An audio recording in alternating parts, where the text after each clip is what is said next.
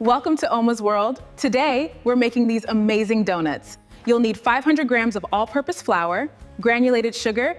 Okay, let's mix the dry ingredients. First, the flour, now the sugar and instant yeast, and the powdered milk. Give that a good mix. Now, let's add the wet ingredients. Crack the egg into the bowl, and don't forget the softened butter and vanilla extract. Time to knead the dough. I'll sprinkle just a little more flour here. Beautiful and elastic. Now we're ready for the next step.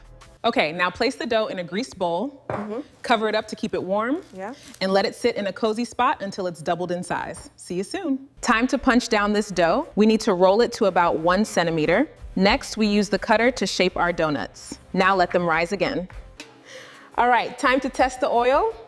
Oh, perfect. Now let's get these beauties in. Look at them fry up, just gorgeous. Time for finishing touches. Coat them in sugar, or try chocolate, caramel, or condensed milk.